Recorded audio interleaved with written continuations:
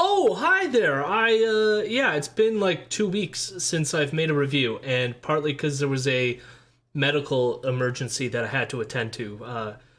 Everything's fine, but now I get to review again. So that's good. Yeah? I sing the song and you didn't like the verse. I try to fix myself, but nothing works. I sing the song and you didn't like the words. I try to fix myself, but nothing. UK singer-songwriter Declan McKenna has returned for his third studio album, What Happened to the Beach? This is my first time listening to a project by Declan, although apparently he achieved some sense of viral fame in 2015 for his song Brazil, which was a criticism of FIFA. You know, I was going to say soccer, but then I think all the UK fans would get mad at me. Not that I have fans, but you know, anyone watching from the UK probably heard soccer and would cringe. So, the football organization, FIFA. Going back to listen to Declan's earlier work, What Happened to the Beach sounds like Declan is heading in a much more experimental direction, at least from my perspective. Although some of the political themes of his earlier albums still remain here. I should also say, it seems like there are a few different versions of this album, which have different track lists and a few additional songs. So, for clarity's sake, I will be reviewing the digital version of this album that is found on most streaming services. I guess there was the physical version, like if you still buy vinyl or CDs, I'm guessing there's additional songs on it, which seems like a weird choice to me, but that's the choice they made. The album begins with what sounds like banjo and Declan singing in a falsetto for the song Wobble. Eventually, some synths and other ambient sounds start to fill in the track, which seems to be about climate change. We get the name of the album on the first line of the song, What Happened to the Beach? As it seems like rising tides are taking the beaches away, winter is even coming at different times than usual. Things are quite unsettling, but there's this weird sort of bemusement with this. There are two primary emotions to this song. One is that the world is changing for the worse, but there is also space that maybe we do need to take time to find joy. Go to the beach. Whatever beaches may remain. It's a decent song. I think it does a good job at playing with these conflicting emotions, and overall, I think it sets up the rest of the album. This transitions into the song Elevator Hum. Musically, the song feels like being exposed to sunshine. It has this bright and bouncy vibe to it, which is accentuated by these horns, especially when they come in near the back half of the song. Declan sings about a residential borough in London and his desire to change. The elevator in his mom's apartment is humming as if it's on the verge of breaking down, and then in the chorus, Declan is almost reassuring us that he's just like us. And with that, he wants us to be happy and free. And you know what, Declan? Me too, man. Similar to the first track, you can see Declan is trying to balance these sort of competing emotions. Things suck, but hey, we're all the same, and we should join together and be friends. However, it just doesn't connect with me in the song. Nothing is really resolved by the end, and I'm also left thinking, am I really like you? I guess in a human sense, yes, but financially, not at all. It just feels like Declan is trying too hard to be an everyman by talking about, the hum in the elevator. That being said, the song sounds lovely, which I guess is nice. It's pleasant, you know? We then get the southern rock and blues influenced I Write the News. I'm not a huge fan of the song. Musically, it gets locked into this bluesy riff that just repeats through much of the song, and it doesn't really go anywhere fun or exciting. The lyrics again annoy me. Declan is writing about misinformation and how we all have different sets of facts, and there's no common standard of what the truth is. And all of that is true, if not like earth-shattering. Like, I'm not like, whoa, what? What are you telling me? Dude, social media has made everyone think that they have the truth and they're all arguing with each other? Oh, wow. But the issue I have with the song is that it almost has this both sides are bad vibe to it, with Tories in the song saying that crime is high, but then the Labour kids shout to what extent. And my sense is that Declan, given his politics, would probably side with the Labour kids, but it doesn't read that way. With the swagger of the song, I almost thought that maybe that it would be better if Declan was fully embodying, like putting on the character of the conservative who is so sure of his own beliefs. And sometimes when I read it and listen to it, I feel that that's what he's going for. But it doesn't fully come across that way because he is sometimes talking from the other perspective. So it just becomes this wishy-washy, both sides nonsense. And both sides are not the same here. We then get the art pop and psychedelic single Sympathy, which at times feels like a happier version of Tame Impala, and that isn't necessarily a bad thing. The lyrics are about finding peace by not always looking for confrontation. It gets to the heart of listening to others without needing to come up with a response or a retort, to sound clever, like I gotcha, in some sort of debate of ideas.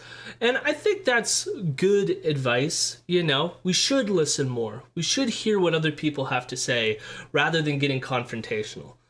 But it does get similarly close to the energy of the previous track of being like, why can't we all just get along? Both sides are bad. And no. At the end of the day, this song has a nicer sentiment to it, but it does feel like it's missing our current moment. The next track, Mulholland's Dinner and Wine, begins with this Stranger Things-esque synth sound intro before transitioning into this sexy and funky dance song. This song is incredible, with Declan having this almost bored affect as they run around in a golf cart, holding up pubs, doing drugs, for what seems like a lack of anything better to do. There is this element of the decadence of the rich killing us, with Declan singing, I'm fucking dangerous, I get what I want. And it's sung with this almost bored detachment that can only be found in the upper class. Breath of Light is another great song. Musically, it is weird, with very little structure. A lot of weird, reverberating, psychedelic voices with these hushed, almost like breathing-like sounds. The song again feels like it is mocking the decadence of the rich, as Declan describes the song being written from the perspective of hell, and you really do feel it. This transitions into another banger with Nothing Works. This is a bouncy, catchy indie rock jam with an amazing distorted back half solo thing with this slamming piano. The song is a response to a protest song Declan wrote called British Bombs in 2019, with Declan reflecting on how nothing has changed since he wrote it. However, this fact doesn't stop Declan as he re-implores the listener to reflect on the kind of nation that we have. Again, we get these two competing emotions, feeling despondent about nothing working, but with the continued hope and drive to never give up. We then get the arena rock track, The Phantom Buzz, kick in. The song is very literally about the sensation of your phone ringing when it isn't ringing. I'm sure we've all experienced that before. It's literally a phantom buzz, like a phantom limb type scenario. The rest of the song seems to be a statement on our addiction to technology, but it doesn't really explore these themes all that much. The explosive rock parts of the song are pretty great though, so I can forgive the somewhat lack of depth in the lyrics. We then get the slow jam, Honest Test, which is like a very warped and weird lounge song. However, at the bottom of this track, it is just a love song, and a boring one at that. There are a few musical elements here that are neat, especially some of the synth lines. The guitar solo, though, is terrible. Yeah, not a fan of that. But overall, I just find this song kind of inoffensive and boring at the end of the day. We get another indie rock jam with the song Mezzanine, which seems to be about transcending. This song is all over the place for me. There were some really neat ideas, but then others that feel weird. Lyrically as well, it isn't quite clear what is going on. I do like the dreamy, spaced out outro though, and the spacey vibes really put you in that sort of transcendental like mood. Like we're going up there, we're going into the mezzanine. But like, what does that mean? Like, it feels deeper than it really is. We then get the final song on the album, It's an Act. This is a very dreamy track with these wonderful horns in the chorus, as if we're being taken to heaven, a similar theme of the previous track. Lyrically, the song plays with how being a musician is kind of like being an actor, playing characters. However, it sounds like Declan is trying to convince someone of their sincerity, whether it is a lover or us as the audience, that, you know, they really mean it this time. This song, compared to a lot of the other tracks on this album, has some phenomenal writing that I wish was present throughout the album. It sounds mean, but this song would have been an amazing ending for a better written album, especially if the rest of the album led up to this moment of reflection, of, you know, breaking that fourth wall and being like, it's an act, or something, but like, it doesn't feel earned by the time you get here. The album then closes with this short, spaced out track of Declan singing 4 More Years. Apparently this is a reference to England losing at the World Cup. And like, as someone who doesn't know soccer all that much, I mean, sure, why not have that at the end? But I almost feel like putting this at the end, this like short, like 30 to 40 second song thing here, is just it shows the lack of depth or purpose here. It was just like, yeah, I did this silly little thing and we're just gonna stick it on the end, because why the fuck not? And like, I don't know, it just feels half-assed. Like they purposely were trying to half-ass it. And that, to me, is sad. This album frustrated me because there were a lot of fantastic moments, like Mulholland, Wine and Dine, and Nothing Works, both incredible songs. But there was also just these stinkers like Honest Test and I Write the News. I do appreciate the experimentation on this album.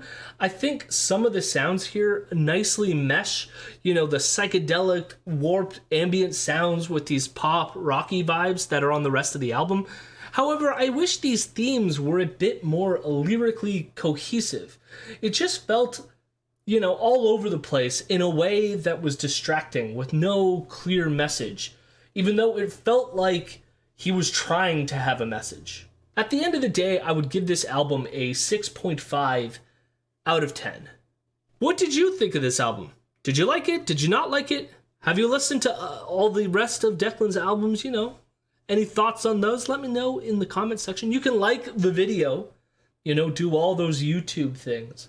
I never know fully how to end these things, but, you know, do the YouTube things so that the algorithm is like, oh, people really like listening to this guy, this Jody guy. You know, let's share it to other people.